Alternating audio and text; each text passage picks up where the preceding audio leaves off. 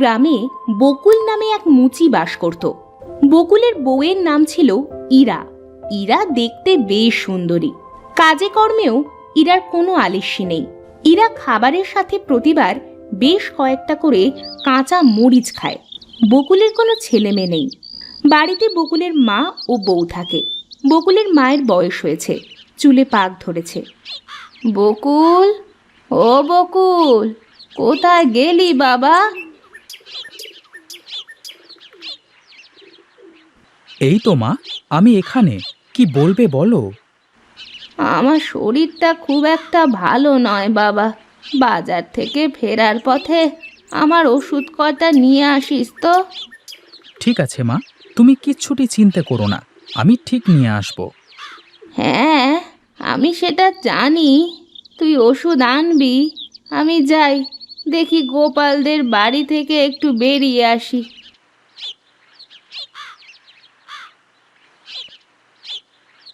কই গো গিন্নি, কোথায় তুমি? হ্যাঁ গো, বলো। তাড়াতাড়ি আমার কালির বাক্সটা দাও দেখি, তাড়াতাড়ি বাজারে যেতে হবে। সে কি, এখনই বের হবে? হ্যাঁ গো, এখনই বের হতে হবে, তা না হলে দেরি হয়ে যাবে। তো মুখে দুটো দানা পানি দিয়ে যাও। না গো গিন্নি, এখন খেতে বসলে হবে না। তুমি যাও তো, তাড়াতাড়ি আমার কালির বাক্সটা নিয়ে আসো।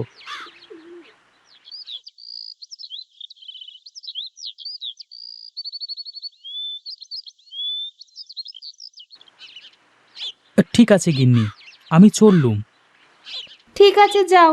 খিদে পেলে কিছু খেয়ে নিও কিন্তু। না খেয়ে থাকলে আবার শরীর খারাপ করবে তোমার। বকুল বাজারের দিকে রওনা দিল। হাঁটতে হাঁটতে বকুল বাজারে পৌঁছে গেল। বাজার যেন লোকে ভরা।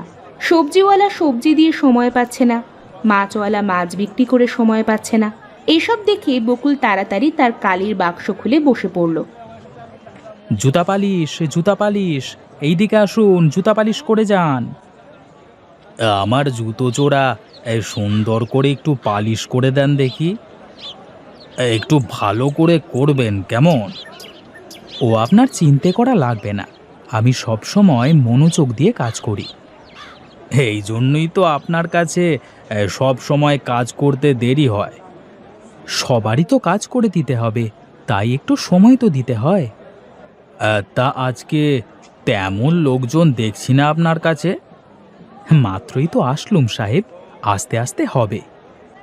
ঠিক আছে ঠিক আছে, এখন সুন্দর করে আমার জুতো জোড়া পালিশ করুন। আপনার জুতো পালিশ করা হয়ে গেছে। তা কত টাকা দিতে হবে আপনাকে? আগে 50 টাকা দেন। এই জুতো জোড়া পালিশ করতে 50 টাকা? কি করব সাহেব, বাজারের সব কিছুর দাম বেড়ে গেছে। 1 কেজি চালের দাম এখন 50 টাকার ওপরে। হ্যাঁ, তা ঠিকই বলেছে। জিনিসপত্রের দাম যেভাবে বাড়তেছে, তাতে মনে হয় বেঁচে থাকাই কষ্ট হয়ে যাবে। যা বলেছেন সাহেব, এরকমটাই হবে মনে হয়। জুতা পালিশ, জুতা পালিশ, এইদিকে আসুন, জুতা পালিশ করে যান। সারাদিনে বকুল অনেক মানুষের জুতা পালিশ করলো। আজ কাজও বেশ ভালোই হয়েছে। বকুলের পকেটে আজ বেশ অনেক টাকা। বকুল বাজার থেকে বড় দেখে একটা মাছ ও মায়ের জন্য ওষুধ নিয়ে বাড়িতে চলে যায়। গিন্নি, ও গিন্নি, এইদিকে আসো তাড়াতাড়ি। এ কি গো, কত বড় মাছ কিনেছো? এত বড় মাছ? হ্যাঁ গো গিন্নি, হ্যাঁ, তুমি তো বড় মাছের মাথা খেতে খুব পছন্দ করো, তাই কিনেছি। কি দরকার ছিল এত বড় মাছ কেনার? শুধু শুধু কতগুলো টাকা বাড়তি খরচ করে আসলে। কি যে বলো গিন্নি, হ্যাঁ, খাওয়ার জন্যই তো কাম, না খেলে কি মানুষ কাজ করতো? তাই বলে অপচয় করা ঠিক না তো। এই নাও মাছ, আর এই নাও মায়ের ঔষধ। মা, ও মা, এই যে আপনার ওষুধ। ওই, দাও দেখি। মা, এ তো অনেক বড় মাছ। আপনার ছেলে বাজার থেকে এনেছে। তাহলে কাল একবার মাছের কাঁটাগুলো দিয়ে মুড়ি ঘন্ট করে দিও তো, অনেক দিন হলো মুড়ি ঘন্ট খাই না। ঠিক আছে মা।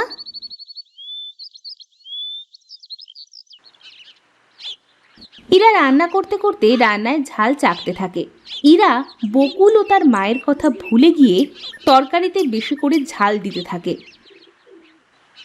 রান্না শেষ করে ইরা বকুল ও তার মাকে খেতে দেয়। বকুল ও তার মা খাবার মুখে নিয়েই তা ফেলে দেয়। ওয়াক, থু থু। এ কি করেছো গিন্নি? ঝালে যে মুখ জ্বলে যাচ্ছে। ওরে বাপরে! হ্যাঁ, তো ঝাল দিয়ে কি কেউ তরকারি রান্না করে বৌমা? আসলে মা, কিভাবে যে এত মরিচ হলো আমি নিজেও বুঝতে পারিনি। এখন একা একা বসে বসে তুমি খেতে থাকো, চত্ব সব।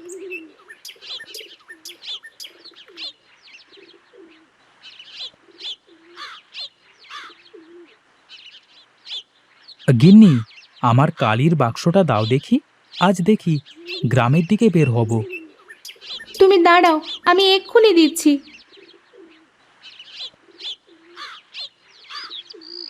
পালিশ লাগবে নাকি? পালিশ, জুতা পালিশ, জুতা পালিশ। এই বকুলদা, এই শোনো শোনো, আমার জুতো জোড়া একটু কালি করে দিয়ে যাও দেখি। ঠিক আছে, নিয়ে আসো।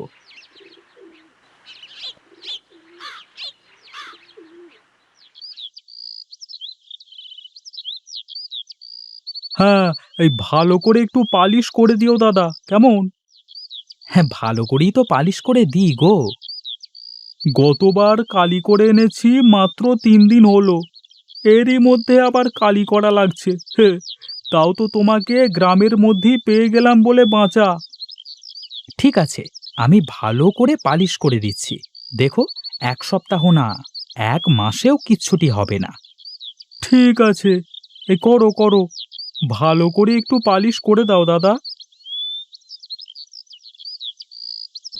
এই নাও, তোমার জুতা পালিশ করা হয়ে গেছে, দেখো কেমন হলো। এবার ঠিক আছে দাদা, তার টাকা তো এখন দিতে পারছি না, হাটে গিয়ে দিয়ে দেবো, কেমন? ঠিক আছে, তাই দিও। বকুল আবার চলতে শুরু করে। সারাদিন গ্রামের পথে পথে ঘুরে ক্লান্ত হয়ে বকুল বাড়ির দিকে রওনা দেয়। বাড়িতে আসতে আসতে বকুলের সুমনের সাথে দেখা হয়। সুমনও বাজারে মুচির কাজ করে। কি বকুল দাদা, আজ সারাদিন বুঝি গ্রামেই কাজ করলে?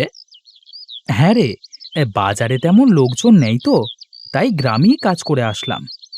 তা কাজ কাম কেমন হচ্ছে দাদা? হচ্ছে মোটামুটি। তা তোর কাজ কামের কি অবস্থা? কাজ কাম তো আছে দাদা, কিন্তু জিনিসপত্রের দাম যেভাবে বাড়ছে, তাতে এই কয় টাকা ইনকাম করে ঘর সংসার চালানো মুশকিল হয়ে যাবে। সেটাই তো দেখতে পাচ্ছি।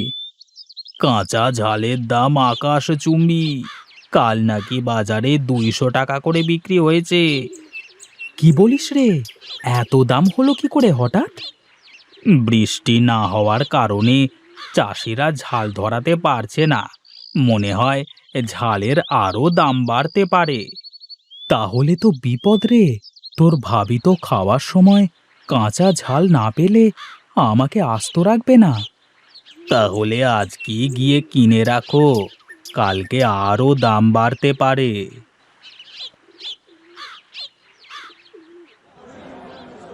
আমাকে 1 কেজি কাঁচা ঝাল দেন তো দেখি। ঝালের কেজি 200 টাকা বকুল মিয়া। ঠিক আছে, আমাকে 1 কেজি দেন।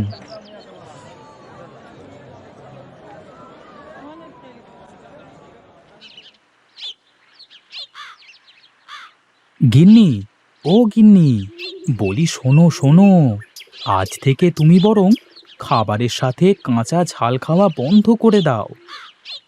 কেন গো? আমি যে কাঁচা ঝাল ছাড়া কিছুই খেতেই পারি না। ঝালের দাম কত করে তা কি জানো তুমি?